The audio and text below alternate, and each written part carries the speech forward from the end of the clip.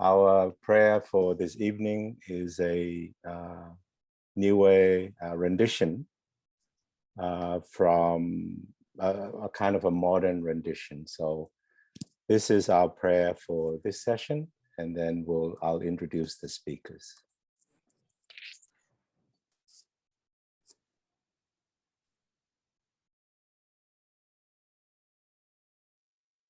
Ha motolu amatunai, Anga'aelangi kia tapu hingoa, kia hoko mai hau akautu, kia eke hau awhinanga lo ke hela lo langi rei, tungane kia koe ke helang.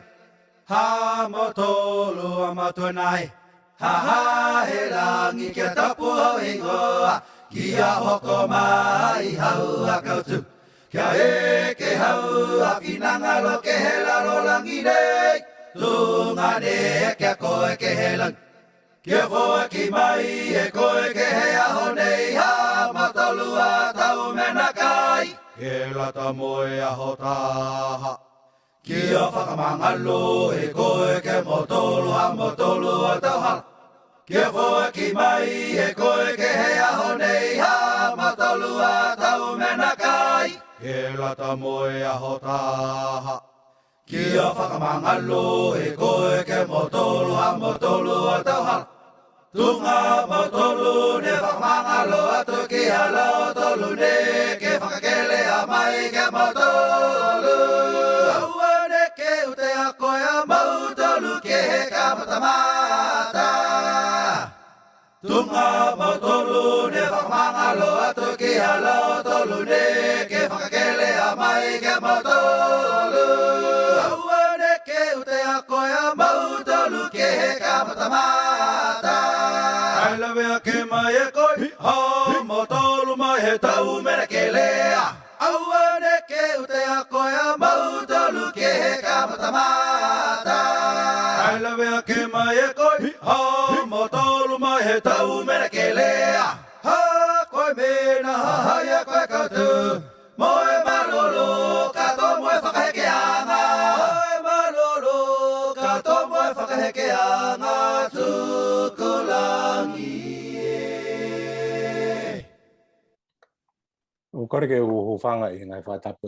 And I pay my respects to the land, to the people, to the ancestors in the various lands from which you are listening, and hopefully planning to contribute to this Talanoa event. This is our second session for OBSA 2021. The first session was, I think I insulted that panel by calling them the panel of the sinners. And I'm glad that Emily is back, so maybe she wasn't that much insulted. So I'll try again this evening. For this panel, the second session, we were supposed to have 4 people, but we only have 3 now. But I think it's that means more time for the 3 and for our Talanoa. Our 3 members of our panel, Upolu Vaai.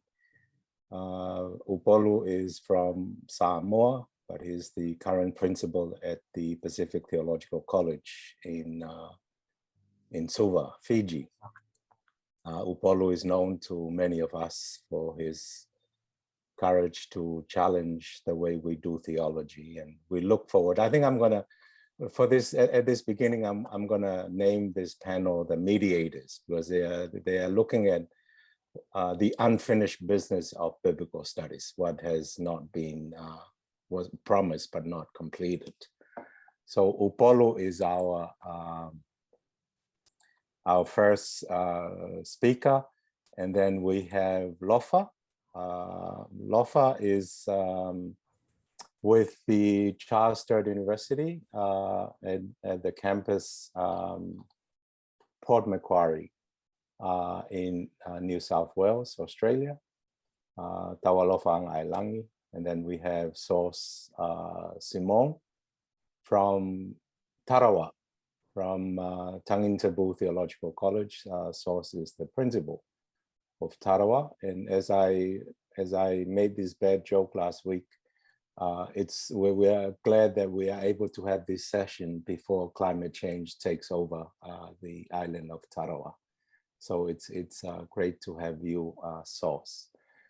So this is our panel for today. I will our third member, Geraldine Wiliame from Davuilevu, Fiji, has not shown up, but if she does, we'll listen to her as well. So Upolu, if you would get us started. I asked, like I said last week, 5 Moana minutes for each of you. So which means as long as you give some time for the other speakers and for our questions, they'll be much appreciated. So Upolu, please. You have the virtual floor, Upolu. Malo. Hello, Johnny, and blessed good evening to brothers and sisters who are present here with us. I bring greetings from my little garden bure, just in front of my house, very small garden bure, for my Angona and a bit of fellowship. And this is where I've been leading my college as the principal from the last April. This was my office.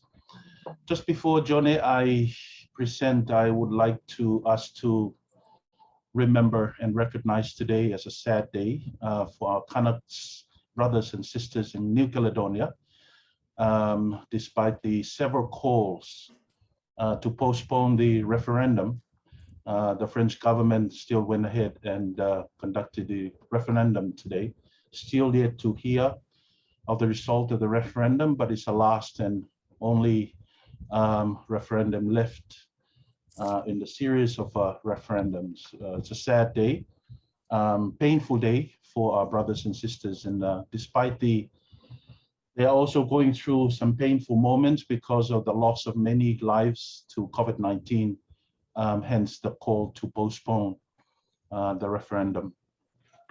Thank you for the invitation, Johnny, and thank you for the Fiji minutes and Fiji time that you have given to me. I am not sure whether I really am qualified on presenting on this unfinished business, Johnny. Perhaps should leave it to the biblical scholars. But thank you indeed for the invitation to present and the opportunity. Perhaps for me, I would like to present and speak as I would like to talanoa as a listener and a reader who has been for years listened and learned, and also later on became a teacher of the Bible, in which I believe that I'm also part of the problem of the unfinished business, as well as the sins that were addressed last week. Let me share my slide.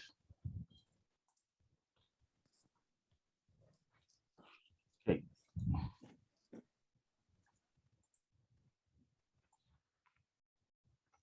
Right. So the unfinished businesses of biblical studies in Oceania. I'm going to talanoa about the not yet successful actions and implementations that we had in relation to biblical studies. We haven't gone beyond the 4 isms that I would be speaking about. So the first one is we haven't still freed the Bible from sequentialism. I would like to call it in that way, or what I call in Samoa fasolonga, kind of sequential approach to reading the Bible. And if we look at the Western hermeneutics of what they call the hermeneutical triad of understanding, interpretation, and application, it is really there, the notion of sequentialism, where students and pastors and people of the Bible are normally urged to understand and interpret the Bible first and foremost in the light of the intention, of the context of the author, and the text. I think that was addressed last week. But I want to point us to the notion of application, where the island context and the context of the reader only appears in the application process, not in the understanding, not in the interpretation, but in the application process. So it means, therefore, that the island context and issues in it only appear in the last process, or the last bit of this hermeneutical triad. Simply because when we try to understand and interpret the Bible from our own context, in the light of our issues and so forth, it means that islanders are committing the treacherous offense of either exegesis, or what others said, ideal exegesis, which is, our meaning is only an ideal. And that because of its consequential meaning, and everything biblical flows from a center. This sequential kind of placing things that goes in chronological order, on a kind of linear order, misses the point that Dr. Buloka was talking about in one of his writings from Tonga, that a straight line is only a curve, that Pacifica time and approach is never sequential and chronological or linear. It's always complex, and of course weaves and curves. The second ism is what I would like to call the unfinished business of freeing the Bible from sermonism. Sermons are, of course, the link between theological education and dirt communities. It is the link between the church and young people, and it is the link between the Bible and, of course, life. But the problem is that sermons is still dominant and the preferred mode of delivery in the Pacific. It is considered the most sacred, the most ordained, the most holy way to teach and deliver the message of the Bible. So the question is whether we need to look at other alternatives from this sermonism. Perhaps we can suggest writing down or publishing the thinking that is, proposed or promoted by OBSA, but most of the people do not read. We have to take that on board. People in the dirt community still prefer oral. They listen to music, they listen to sermons, they listen to what is explained to them through oral traditions. So you have to look at that as well. The problem with sermons, I'm not sure if it's your experience, but it's my experience since I grew up in the church, in a very committed family, committed to the church. The sermons become so technical in the sense that they become very dry, textual and historical articulation that sometimes miss the point of life of the text and life of cultures outside of the text. We miss what Hamanaki Avea suggested in his coconut theology, that the coconut must roll to the lowest possible level of the ground to grow. Many sermons miss this rootedness in the dirt. And then the only, what do I call it? You need to apply this to the dirt. And the only way for the dirt to come in is through the application, the last part of the sermon. So when we breach after the articulation of the text and the intention of the author, then we say something. So what is the application to all of us? So what is the meaning of this text to our congregation and to our parish this morning or today. So we have that break between the actual articulation of the text and the actual application, where the context only comes in the application part of the hermeneutical triad. And we also find it in many theological colleges in the region, where in sermon classes, for example, students are blasted if they don't follow the Fasolonga approach, or this sequential approach of going first to the context of the text or author's intention before applying it. I'm not saying that sermon classes are not important, but the point being that there's too much control involved in creating and delivering sermon, and that's what I mean by sermonism.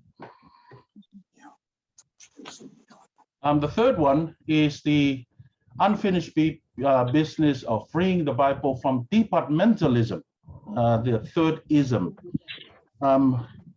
Departmentalism is when departments are structured in a sequential order, that they don't have life. For example, I mean, we grew up in the Pacific, and when we went through to theological schools, we were always having the thinking, and we were given the kind of departmental sequence. So we start with history, because history tells us, what is wrong, and then we move to the Bible, and then we move to the theology, and only the last bit of the process we move to the pastoral, the ministry.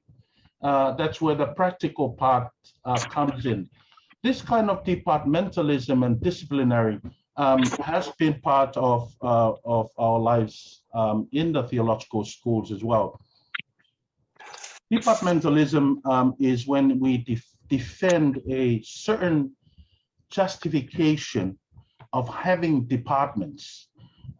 For many years, biblical, so for example, many years, biblical hermeneutics have been split from theological hermeneutics, if you want to call them, arguing that the former, meaning biblical hermeneutics, introduces the serious, formal, methodological way of interpreting the Bible, while the later theological hermeneutics is too cultural and too contextual. So we haven't still gone beyond that dualism of splitting theology from the Bible, or theology, biblical hermeneutics from theological hermeneutics, and we tend to promote them. And I'm not sure whether we have gone to interdisciplinary approach. We might still do, but I think we still have a long way to go in terms of transdisciplinary approach to theology. And that is the issue that we have about departmentalism, because it confines and locks us to a theology per se, that other disciplines like law, like science, like all, are sort of excluded. And I'm sorry, Johnny, to say this, but it's one of the things that OBSA needs to improve, because most of the members that OBSA has are still theologians, very much dominant by theologians. So that's why I raised the question about departmentalism, whether we are ready to move beyond a transdisciplinary approach, beyond our departments that, the 4 departments or more that we always have in our theological schools. And then perhaps the last one that I want to mention is the unfinished people in the unfinished business of freeing the Bible from fundamentalism. And when I say fundamentalism, I'm not pointing the finger to people or a group. I'm talking about an ideology of fundamentalism. And I think this is where I believe there's a lot of work to do. We see this in the COVID-19 biblical interpretations. The problem is that it comes with a cultural framing, which is why it's very difficult and complex thing to deal with. So for example, in Fiji, American culture of fundamentalism is predominant. It's very much influenced by the, for example, the dispensational theology and eschatology that flows from the American side of things. So I'm not saying that that is a bad side of the world. I'm saying that there's a culture framing that comes with fundamentalism. So we're not just dealing with the Bible when we deal with fundamentalism. We are dealing with a cultural framing that is foreign, yet very attractive. So people, and I think people who have opted to adopt fundamentalism are from our historical churches. One of the reasons out of many people leaving the historical mainline churches is that they are tired of the long, dry, systematized, technical, biblical interpretations and sermons. And they want to hear something very flexible, something very fluid, something very interactive, something that has life in it. I think that's the attractiveness of why people are moving to fundamentalism. I think this is where we need to address, because it's a big issue at the time. I mean, right now. So the question is that, is there a way for us to address fundamentalism, which is so flexible yet dangerous, and contextual interpretation, which is meaningful yet still very systematized and centralized? Those are the sort of tensions that we have to deal with when we come to fundamentalism. So just to end my talanoa, Johnny, about this, I am guilty of all 4 unfinished businesses. I am the teacher of the Bible. I was there in the last almost 30 years of my life. I've been in theological studies and the theological arena, and I am equally been sinful and also been part of the problem. These are big tasks, and I believe that theological education is the problem, but it's also the solution, which is why I think we must really focus on the importance of constant overhauling of our theological institutions and curriculum to address the changes. No institution is perfect, whether local, national, or regional, but each institution has something to offer to others to improve our journey. Nako, Johnny, malo, paftai. Yeah, malo, Upolu, and it's great to see. I think I count 5 or 6 principals of theological schools in your audience, including yourself. So I'm looking forward to some revival in how we do theological education. So we'll come back for further conversation from the audience. We'll go now to sources hiding. So I'll go to Lofa. Lofa tau Anga'aelangi. Again, 5 Moana minutes, or Fiji minutes, as the Upolu had just said. Or you can decide whatever kind of minutes you want to do, Lofa. But welcome and thank you.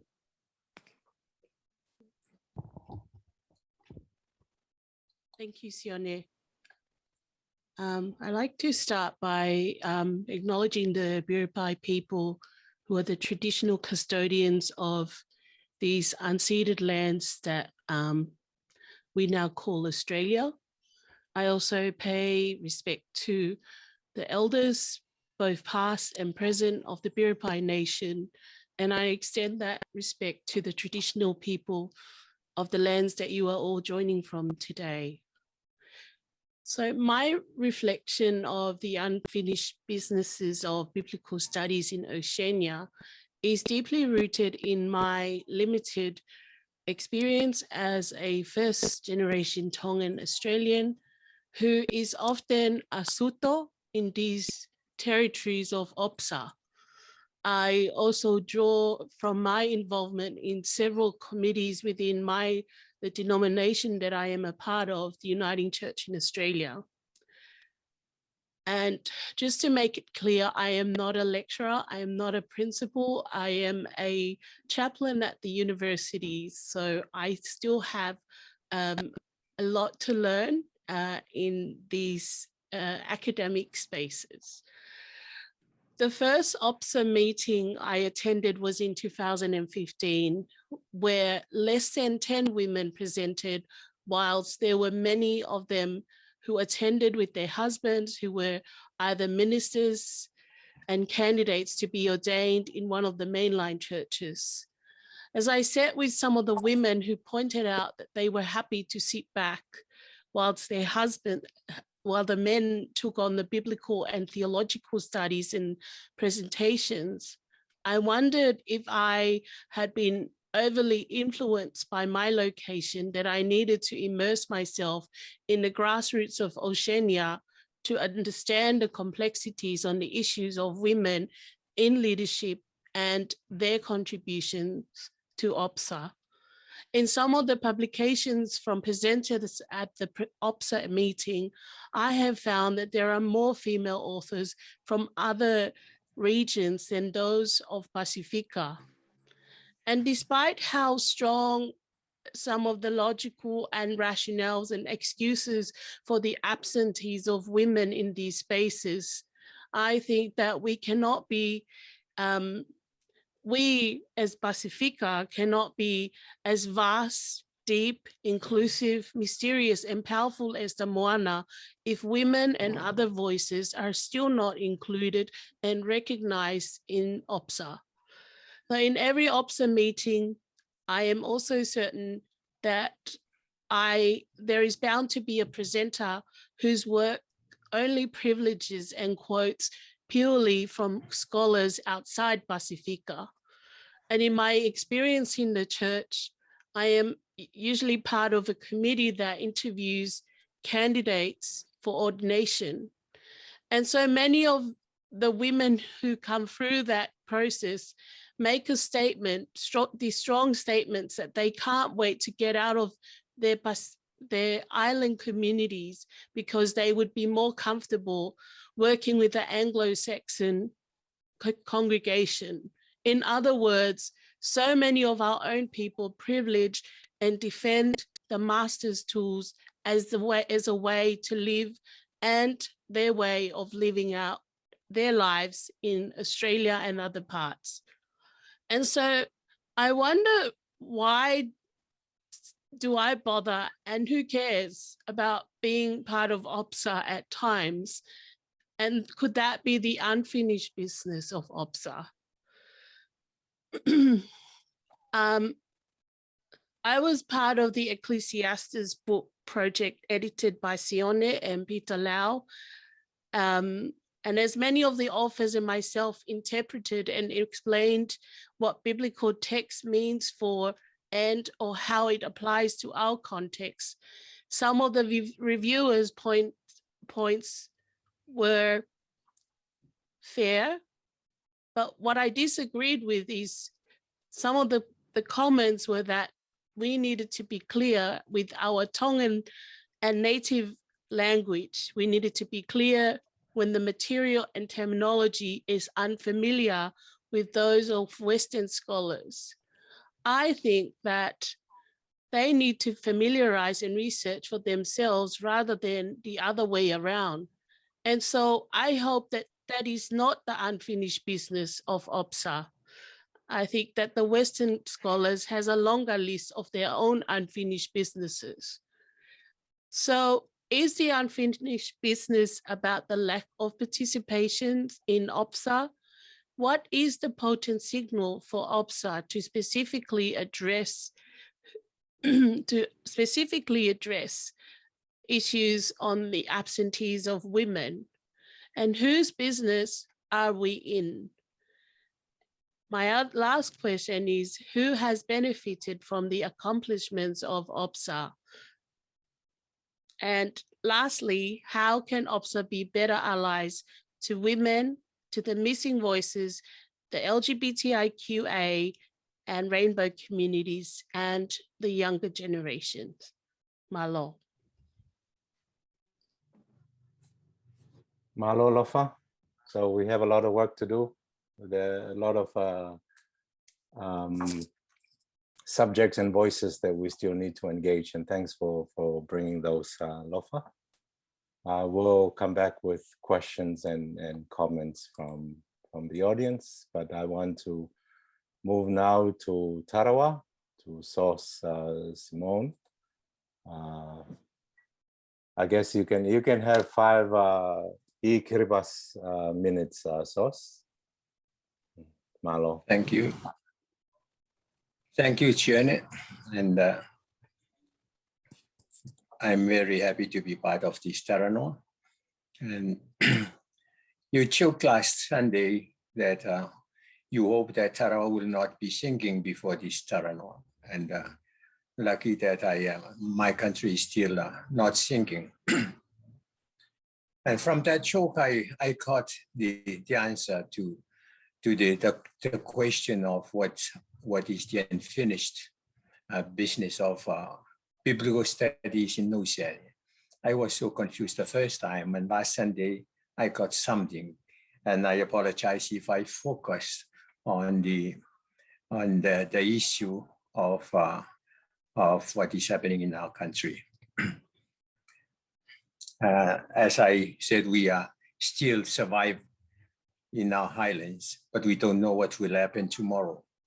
So let me focus on this critical issue, the sinking islands. The sinking islands for me has not been considered part of the biblical studies in Oceania.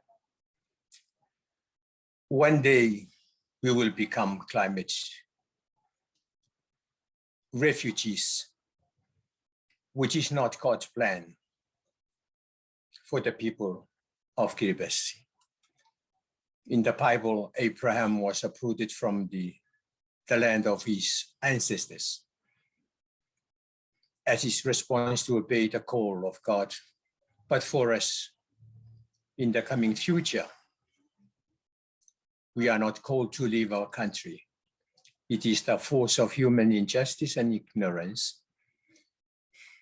And my concern is what will be the response of biblical studies in Oceania to this issue that is affecting low-lying atolls. And I always refer to him to think of how painful it is for the Creator, the one who has created our highlands. If part of his creation will be wiped out from the face of this planet.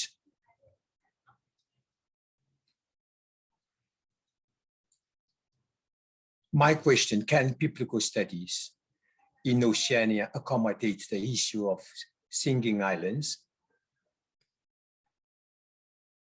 We have a very strong connection with our highlands, and it's made full of stories because of that connection. And because we are connected with our lands and our ancestors living in our highlands right from the beginning of creation.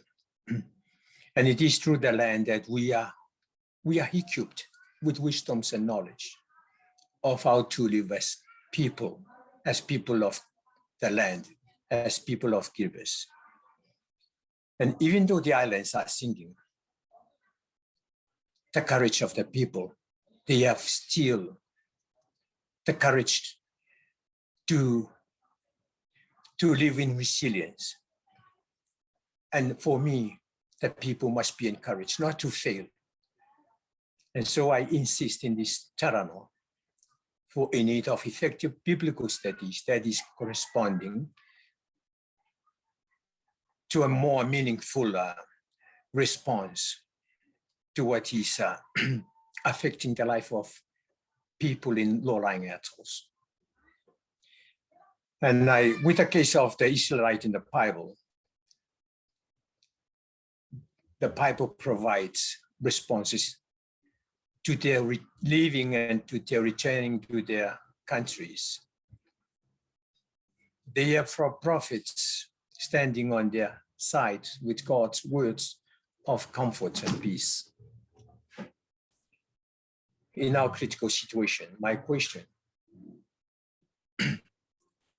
how can we respond? How can biblical studies respond or provide responses that are more meaningful to their context? Because people nowadays, in their situation, they refer and quote the Bible, and the Bible responses with unrelated and not make sense to their situation and context. Then my question is, how could biblical studies in Oceania provide a right response? That is my contribution to this Tarawa, based on only the context that we are facing nowadays. And sorry for focusing on this only issue. Thank you, Tioni. Oh, Karapa. Thank you. It's not just Tarawa and not just Kiribati that's struggling with this climate change. It's a global struggle. So the questions you raise is a question that applies to all of us. So thank you for that. And we will come back. I just saw Geraldine. Can you turn on your camera, Geraldine, please? You better turn on before I start doing my nasty jokes. Yeah, I was gonna just about to say that the Rotuma boat has arrived. So it's very good that you have shown up, Geraldine. So Geraldine Wiliame is a lecturer at Davuilevu, but currently residential at PTC, and her phone has been just falling off. But welcome, Geraldine. You just came in time, so you have 5 Rotuman minutes. So thank you and welcome. Thank you very much, Johnny. I hope you can hear me clearly. Yes, there are 2 things that I'd like to share with all of you this evening with regards to the topic, the unfinished business of biblical studies. For me personally, one is the steps on how we do hermeneutics. We have written so much about biblical hermeneutics or islandic hermeneutics, but how do we get across this biblical or islandic hermeneutics to our grassroots communities? Because when we talk about hermeneutics to our people in our sermons, during our Bible studies, they have no idea what it is. So for me, it is very important that we use our own phrases, our own idioms, our own cultural perspectives. But I think that what is missing there is the steps on how to do it, just like the Western world. For example, the steps of doing narrative analysis or historical analysis, you will notice there are steps given to us. But for us in doing islandic hermeneutics or biblical studies, our interpretations, which is very important and relevant to our people in our islands, we don't really have those steps, identified and clearly identified to our scholars or researchers or our students who are doing biblical, so that if these steps are clear to them, perhaps in their Bible studies and in their engagement with the local communities, they will be able to teach them. And for me, that is very important, because our hermeneutic our interpretation of the scriptures, if we want to expand or reach our community levels, we really need to come down to their level as well. The second one is the practical component of our interpretation. If you look at all our biblical, our interpretation, the articles that we have written, or theses or dissertations, you will notice if you tend to give a practical component to that interpretation, your paper sound like a ministry paper. But for me, if we continue to do, even if we are doing biblical hermeneutics interpretations from our islandic perspective, we need a practical component. The outcomes needs to be indicated, because otherwise it will just be an abstract idea. And thirdly, from me, is the departmentalizing of our disciplines. We tend to separate ourselves or split ourselves, biblical studies, from theology, from history, and from ministry.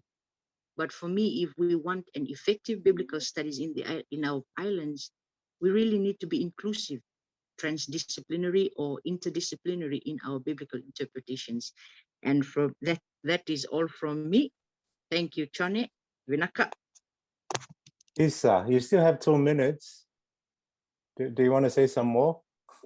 I think for me, that's all, Vinaka. Okay. Okay. For me, well, only one more thing. yeah. I think we prefer practical, yes, that's all. Vinaka. Okay. Practical. So that biblical studies is not just an intellectual exercise, but yes, something that, and yeah. I think this is picking up on our session from last week, as well as something that Upolu had raised. I would now like to invite questions, if people, or comments, if you can just raise your hands in the reaction, whatever you call that little thing at the bottom, so that we know who wants to offer a question or a comment. It would be good to have 2 or 3, and then we'll go to the panels to, or you can just wave at me if your video is on. And then I'll go to the panel and just to work it out from there. So who wants to get us started in this Talanoa? Nasiri? I have a question for Lofa. I agree with Lofa's point that those of us who are involved in biblical studies in the region need to do more in relation to voices of women and inclusion of other voices like those from the LGBTQI community and other minority groups. But I wonder if we have ever considered the power and the power of silence, because we put too much emphasis on voices and orality, and as if only those who can speak has power. But I think in some cases, silence is also a form of resistance. And not all silence are from people who are oppressed or their privileges are not considered.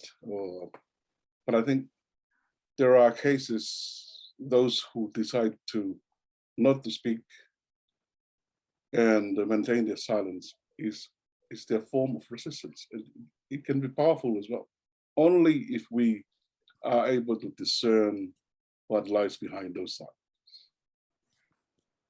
Yeah, just wondering. Yeah.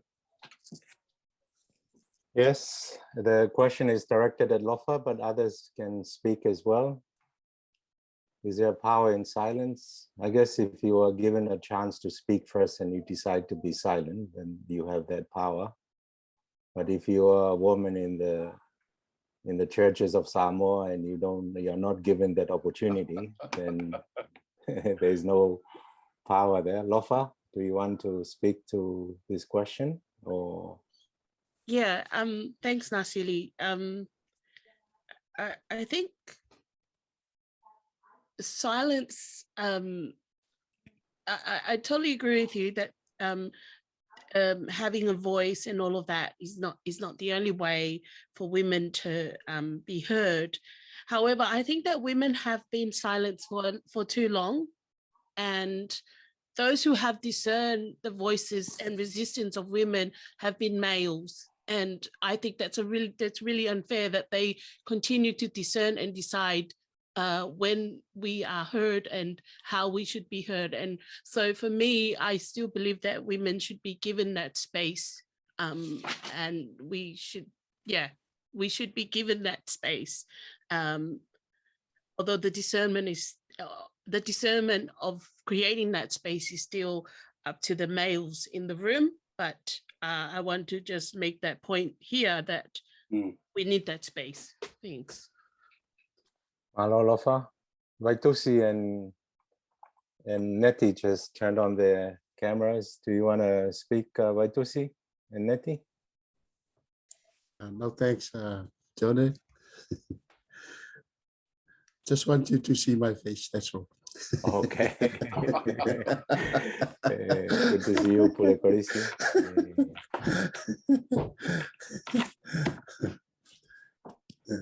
And some faces is worth seeing, but some faces like the last one that just turned on. Well, that was just before Eseta. I'm wondering, just to nudge the Talanoa a little bit, what both Geraldine and Upolu and all of us are guilty of, this departmentalism. You know, if you do it and if you have this pastoral element, where, you know, those of us in biblical studies will say, oh, that's not real biblical studies.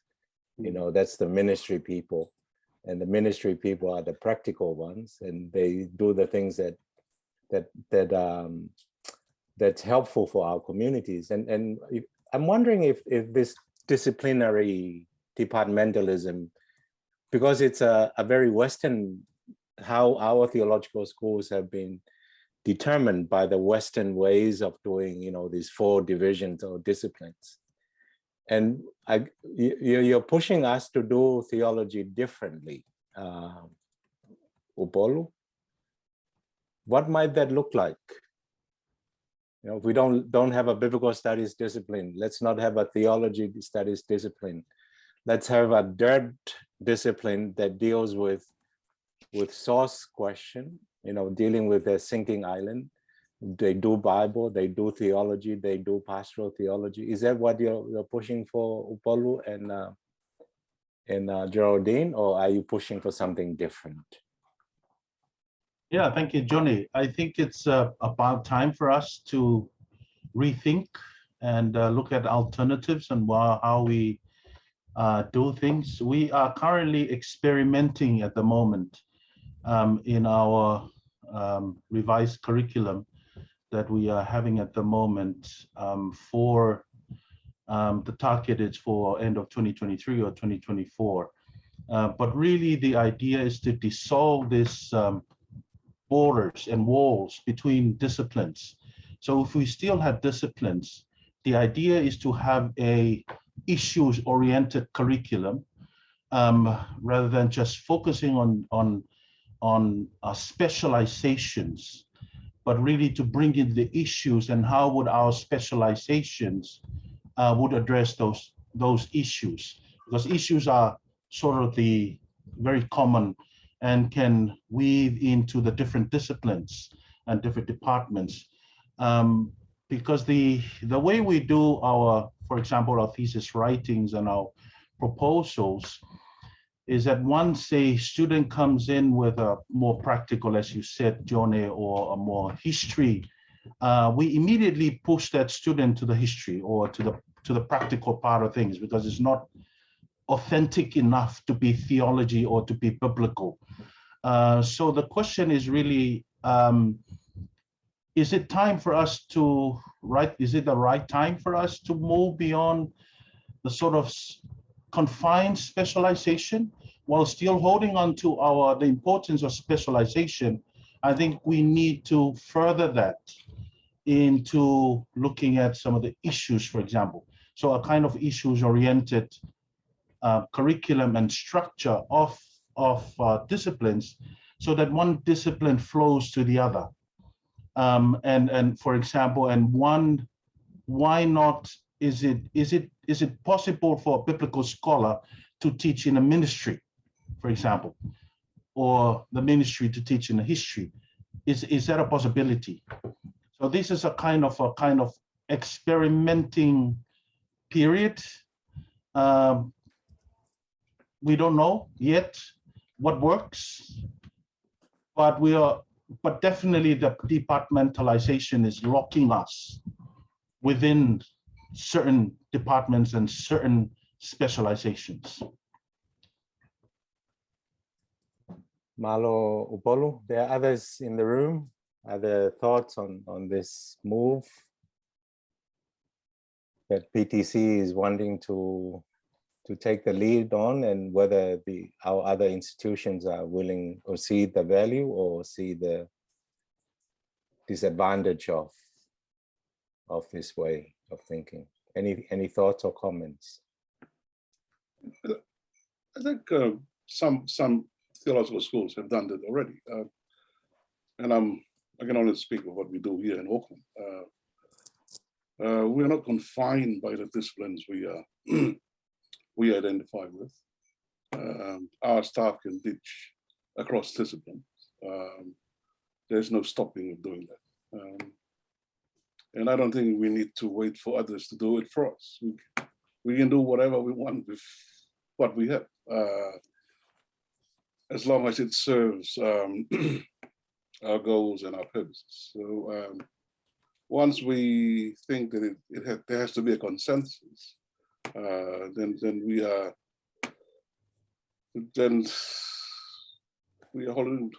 holding on to something that we shouldn't be holding on. Because I don't think PhD should be controlled by what Trinity College is doing, or PhD should wait for Tangintebu to do what they want in order for them to do what they want. So we have identified some of the unfinished businesses. Let's finish it, because we have what it takes to finish the job. And if we want to change the way we do things, let's change it within our curriculum and whatever we teach. That's my take. Malo Nasiri, Tarawa, your thoughts on this moving towards an interdisciplinary curriculum? Ngā mihi anō kia tātou I te pōnei, ngā mihi hoki kia koutou no ngā mautere, no ngā whenua tata tonu nei kia tātou ki Aotearoa. Nō reira, tēnei te mihi atu kia koutou ngā kai kōrero I te pōnei, me ngā kai whakahaere o tō tātou nei kōrero. Greetings to everybody. Thank you to all the panelists for the kōrero. I'm going to go back a little bit. Sione, I hope it's all right. Not just look at that question. I was really interested, Upolu, in the sequentialism, because in a Māori context, there is a sort of sequential order that things are supposed to be done in. And I think sometimes we cling to that because it's comfortable. It gives us a sense of security for a lot of our people. So, but I was interested in your kōrero around sequentialism, and perhaps do you find that same sense of security in having some kind of order, whether it's our way of ordering things or not is another question, but I'm just wondering if that's a sense that you might get also in this comfortability of having a sequential way of working. I had a couple of other comments for Tawalofa. In my context, I come from a very matriarchal context, and we find it's better to ask for forgiveness than to ask for permission. So we do as wahine Māori, and we just take our space. We don't ask for permission. that is our right. And we definitely don't necessarily have to ask the tāne for the right to speak. So this is my little 2 cents. And perhaps simply thinking about the question around, can biblical studies accommodate this idea of sinking islands? While Aotearoa is not sinking, we have been occupied for generations now. And I'm not sure that our biblical studies has really been able to respond or accommodate things like mana wahine. When we say that we're not going to ask permission, we're just going to make our space for ourselves. I'm not sure that the biblical studies community is always ready for that.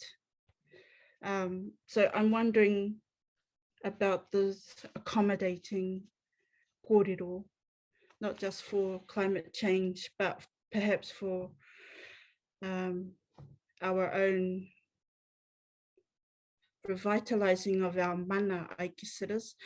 You know, people talk about decolonization all the time these days, but I think it's more than that. It's a restoration of our own mana. Sorry, 2 cents, Sione. I'm done. Malo, Te Aroha. But yeah, there's this question about the sequentialism element, and if it's about order, having control. We still want to control.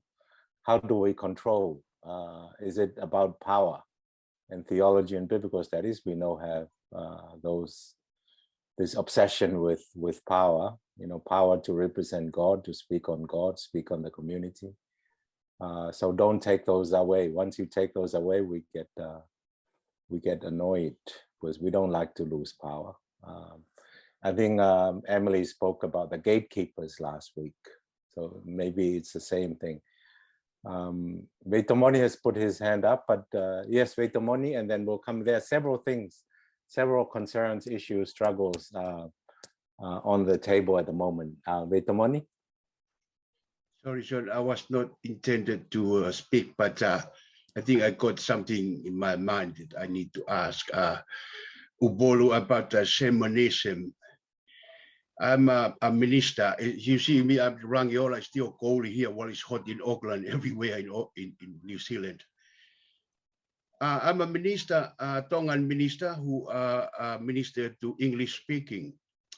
And when I started here a couple of years ago, I used to quote a lot from office, Palangi office or other office.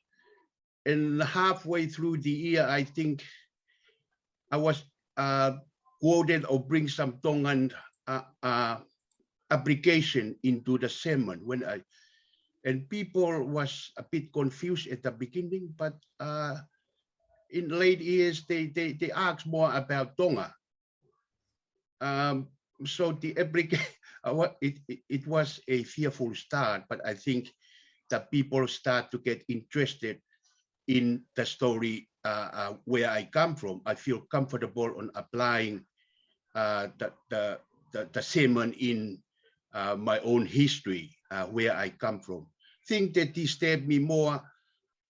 I still hear people preaching and pray about praising Abraham and all those kind of stuff, and they still not bring any a story of our own indigenous stories, which is I think is more relevant. My question is, how can we teach or help our local preachers to shift the mindset from using the patriarchal stories or other stories when we preach to our own history or on our own story? I think that's still very much people praise Abraham and all those biblical characters or heroes in the Bible.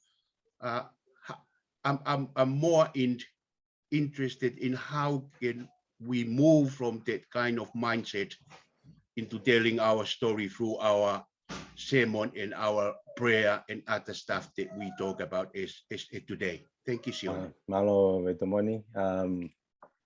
Upolu, the question was directed at you. Was it directed to me or to all the principals present on our screen? I think the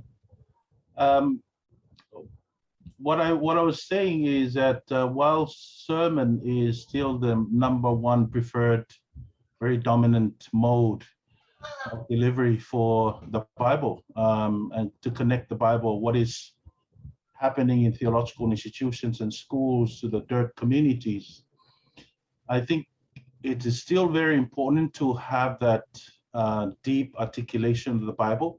But I think we need to look at the approach of how we do the sermons, because the dominant approach is really you work first on this very dry, historical, literary, articulation of the Bible, and only then you apply.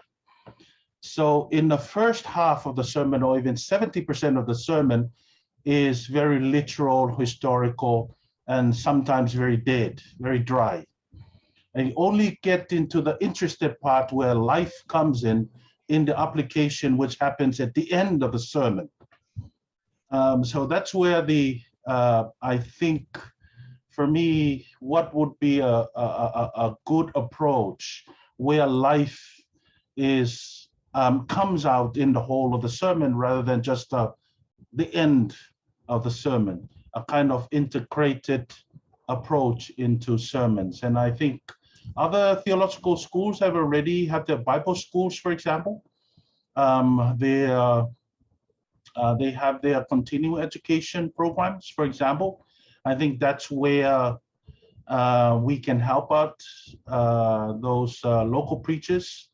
I think, for example, Malua is already doing a good job in that Bible school, and other colleges and schools where lecturers are helping out with the local preachers to teach how to interpret the Bible as well as delivering sermons. But I think it's the issue for me is just to address the dryness and sequential order of sermonism. Hello, I saw you nodding your head, Lofa. Did you want to say something about this, wanting to affirm culture as well, or are you just agreeing and you want to claim silence, the power of silence? Silence. Thank you, Sione. Catherine popped out of the room and she's back. I'm sorry to embarrass you again, Catherine, but do you want to try again? Can you hear me now? Yes, thank you. All right. Well, you might regret that my microphone is working. We'll see. So now the moment has passed. This is a retro comment. So think back 10, 15 minutes. I was saying I have never felt any disciplinary loyalty. This notion of what can we do with biblical studies? I don't really care. You just do whatever you want to do with the text that you're working with. You don't have to ask permission. You don't have to fit it into something. You just do it. And I don't really understand these conversations about, well, what is my method and what is this and what is that? And what are the little boxes that I have to put this stuff into? But even so, when I came to the Pacific and people were doing interviews, like that was a whole new thing. So my issue is not that a biblical studies project is mainly ministry or whatever. I don't care. The issue is, and taking it from the sublime to the absolutely banal, I apologize for this. My issue is, can I do justice to the students' project as a supervisor? Do I have the skills to support them in their interview techniques, in the practical elements? So I am only one person. I can't give the student everything that they need to do that project well. So part of the whole, we need to get away from one discipline, theses, is we need to work as panel supervision, move to team supervision. So there are huge practical implications for all of these things that we're talking about, like nuts and bolts stuff. That's all I was going to say. Thank you very much. Thank you. That's Vinaka, Catherine. That's important. If we are shifting the way we are doing theological studies, we have to have people who can perform those roles. So that's quite important. So I guess if Trinity and PTC are moving in that interdisciplinary, then maybe they need to bring Tarawa to PTC so she can show you how she doesn't really follow the traditional order or other. But the point is very important. If we want to shift the way we do things, we need to prepare the people who will deliver to be able to carry that through. So that's quite important. I don't want to lose sources question, his concern about how do we accommodate. You use the word accommodate. And I think I saw, yes, Tafue. Tafue is in the room. Sources from Kiribati, Tafue from Tuvalu. It's not, like I said earlier, it's not just Kiribati and Tuvalu struggle. I don't like the word issue, because it's more than an issue. It's a struggle of all of us, but not to steal the attention from Kiribati and Tuvalu. Does anybody want to address this? And if Tafue would turn on his video and offer a few words on how those of us in biblical studies, or how those of us who are involved in theological education can accommodate sinking islands, or not just what we address, but how we address it. Okay? I mean, Mose last week was encouraging doing more publications. Is that the way to do it? And what do we focus on, issues or struggles? How do we do that? Or how do you want us to do that, Source?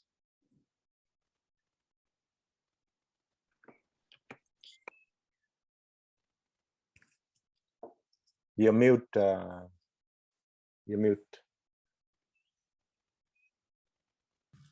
It is my question that challenges those in this Tarawa. How can we accommodate the issue of the sinking islands? That is my question that I need to be responded to our panelists and those who are involved in this Tarawa. Tafue, Talofa. Alofa Sione. My apologies for coming in late. I've been trying to register, but I missed the presentations and the discussions already. I think the question is one critical one, because we have to address the contemporary issues that our people are struggling against. And for biblical studies, I believe there are people in the room who are more capable to respond to the question. But for me personally, I think it is important for us to use our own indigenous lenses to interpret the Bible in the context of our struggles against climate change. We have been taught and we have been educated to interpret the Bible and to define who God is from foreign lenses and frameworks, which most of the time removes God from our struggles. It leaves us struggling by ourselves with the hope of salvation at the end of time, eschatological understanding of the Bible. But I think if we use our own frameworks and our own lenses, indigenous lenses and frameworks, to interpret the Bible and the message of hope within our struggles in the context of climate change, I think it would be helpful because that brings God closer to us and to be a partner in our struggles. The important thing to me, I believe, I think, is to see the issue of climate change, to see the issue of climate change through the Bible, using our own way of understanding how the world operates and how we relate. That's my 2 cent comments. Thank you, Sione. Malo, Davuilevu, we're moving towards the end of our Talanoa. And I think one of the things that's coming to me now is maybe this sinking islands question. Maybe one of our answers may be found there. And with what Davuilevu has said, that we need to engage with indigenous knowledge and indigenous wisdom. Because we have this, from what I'm hearing, that we have this Christ versus culture struggle again, that, you know, you have to talk about the Bible, you have to talk about Noah and God through the Bible when you are dealing with climate change. And maybe that's may not be the starting point with the sinking islands. We may have to start with the culture element rather than the Christ element. The 1.5 hours is not enough for us to find a satisfying answer to these questions and comments. But by the way, Billy Upolu sent his regards and his apology. He's going to listen to the results of the vote from Kanak.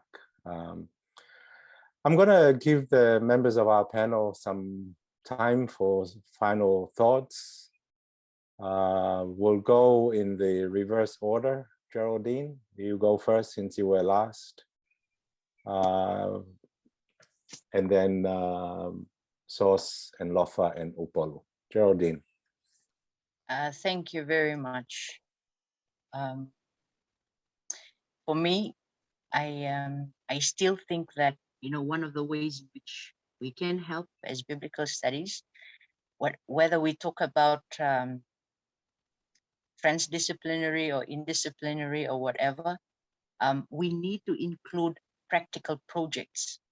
For example, the reason is this: our thesis, whether we write it in history, ministry, theology, or biblical studies, it's still on an abstract level.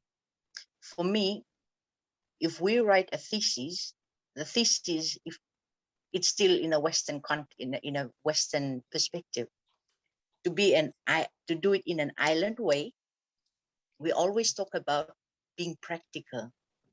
When we talk about or write a thesis or dissertation on climate change, how involved are we as a writer, as an interpreter, in the projects of the community? For me, if we are to make a change and to be practical, our thesis needs to create a project in our community level.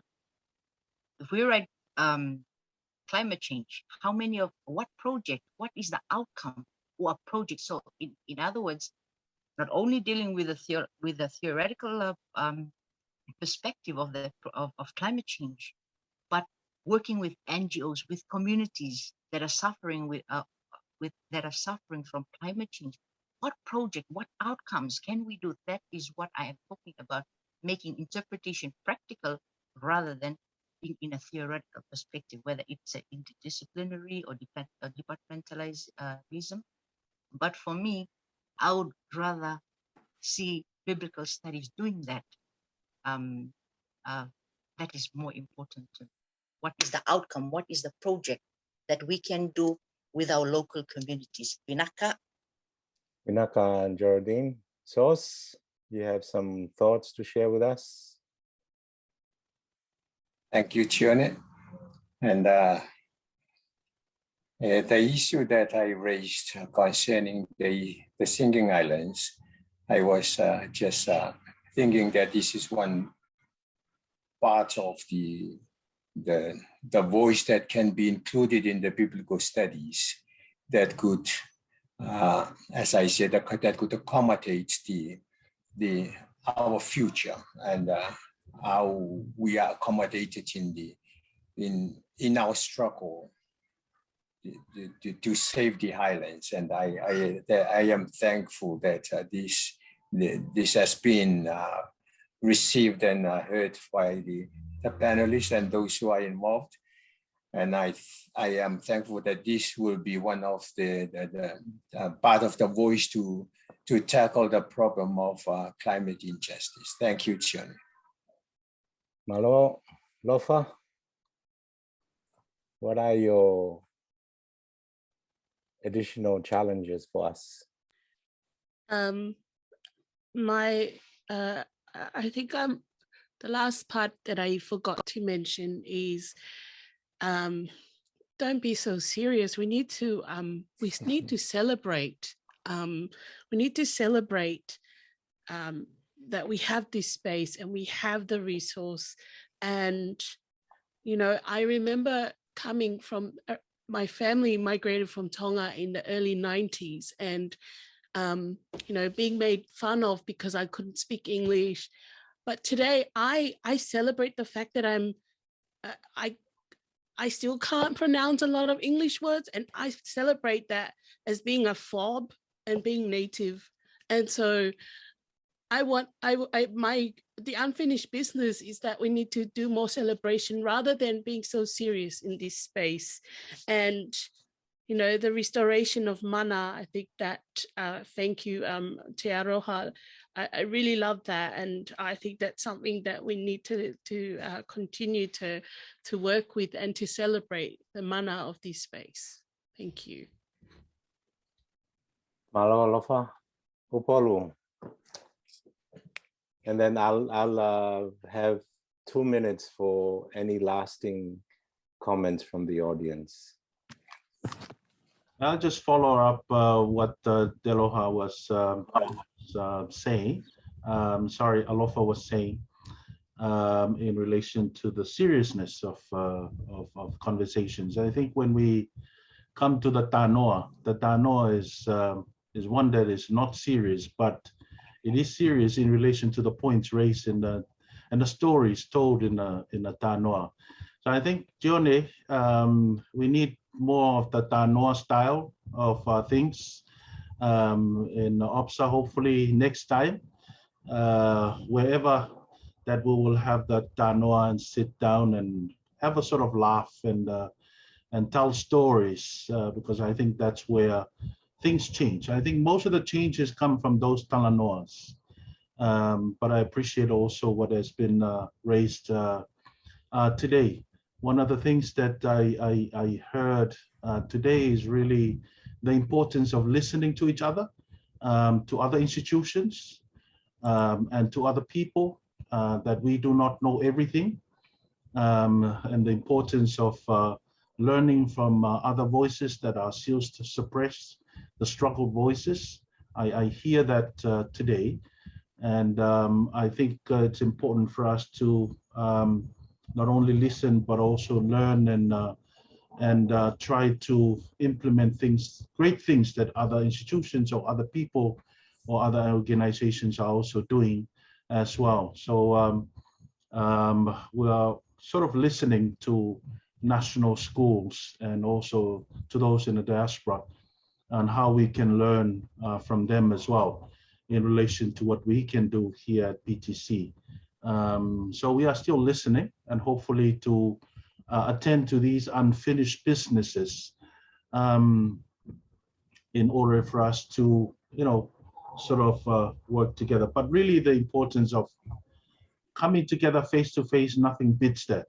Hopefully, Johnny, that very soon that we can come face to face. Naka for the opportunity and talanoa today. Malo, that's a good invitation to just remind people that OBSA usually meets every 2 years. So 2023, we will welcome any invitation. Maybe we should go to Kiribati before it sings. So we'll figure Thank out. I appreciate it. Thank you. Yeah, there's Nettie has put his hand up, but we won't let a man have the final word tonight. So one of the women whose faces I can see will need to offer the final word after Nettie. Malo, Nettie.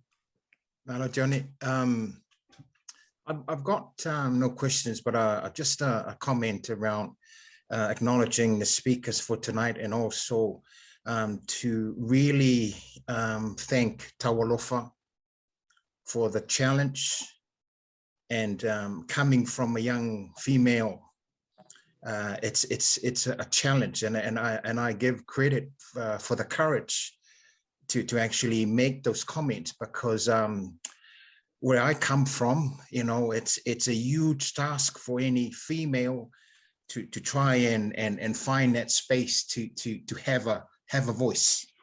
And so I just wanted to make that comment and just thank her for the contribution, and also to, you know, thank her for that courage, because that's the sort of voice personally for me I'd like to hear from our young Pacifica people, you know, I mean, yeah. So that's just a comment from me, and thank you, Johnny, for the opportunity to be part of this conversation. I missed the other sessions before, so I'll try and catch up on what I missed out on. Thank you. Okay, Malo. Okay, women. I see 1, 2, 3, 4 women on my screen. 4, 5. Angeline. Selamat petang. My utmost respect to the panel. Very interesting, very strong, powerful points were made. And speaking as an outsider and yet kind of an insider, I just wanted to say that, you know, it has touched my heart as well. And just one little point I wanted to add on to the conversation, which is that after I graduated with my PhD, I decided to work at an institution in Aotearoa, New Zealand, that had that catered to a lot of young Pacifica students, and it's at MIT, Manukau Institute of Technology. It was in Otara. And I chose to go there because I feel very much at home with people from Pacifica, and also there were also Maori and refugees from Asian, from, you know, places in Asia like Vietnam, and also you know, Muslims. And I just hope that we will have the chance to meet personally, because at the place in which I was working and where I found a place and a space, the thing that struck me a lot when I walked in there was the setup. You know, all the cultural artifacts, you walked in there, and if I was a person from one of the islands who had just arrived in Aotearoa, I would feel at home. And I think, you know, it's a pity about COVID. So much of our lessons and our teaching is being done by Zoom. But if there was a theological institution and, you know, that was operating normally pre-COVID times, and the setup had all these, reflected the culture, the different cultures, and the greetings as well. It's like it immediately, that departmentalization thing would disappear, you know. And like what Nasili was saying, where the staff and the people who are teaching are able to teach whatever it is that is on offer, it doesn't matter because culture is there first, or the respect for the different cultures are there first. And that's the undergirding, that's the thread that ties everything together, whatever topic, whatever subject. There's just that undercurrent of awareness and respect for the different cultures, especially minority cultures. You know, and it would be wonderful if, you know, we could all meet at OBSA and just feel that space and that, you know, be surrounded by, surrounded and have that just being infused, you know, and just, yeah. So that's just my little 2 cents worth. Thank you for the encouragement. We'll aim to meet in person in 2 years' time. So where we'll figure it out later. But I want to thank the members of the panel and the audience. Thank you for, we end up at a place that's really close to where we ended up last week. We need to be, biblical studies need to be helpful and applicable and useful for our communities. We need to be practical. So it's not just an academic exercise, but biblical studies in Oceania need to put our people as a primary concern, not just our people, but our islands as well. You know, not just our cultures, but the physical islands, as Source has reminded us. And I really like, Source, the way that you presented, you started your, I like the way all of you started in your presentation. But because we tend to think of climate justice, climate struggle is, what am I going to do in order to save the world? And you started by, what am I going to do to stop God being upset with what I am doing? I think that's a very powerful way of thinking about this struggle. And I want to invite all of you back for next week. We're going to looking at the future of biblical studies. So our 4 presenters next week is Vaitusi, Nofuainga from Malua, Te Aroha from Trinity, and Paul Reynolds and Eseta Matei Viti Tulavu from St. John's. So I invite you back next week, and the recording we'll put them on YouTube and at some point send the link so you're able to listen, and please share with your students. And as always, you know how we do things, how most people do things in the Moana Nui Akiwa.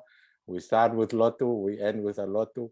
I have to say that last week when I said I'm going to do the benediction in Tongan, I forgot how to do the benediction. That's how long I've been away from church. But may the blessing, and the peace and the love, aroha, be with us all until the next time. So, tofa seifua. Thank you very much, everyone. Thank you.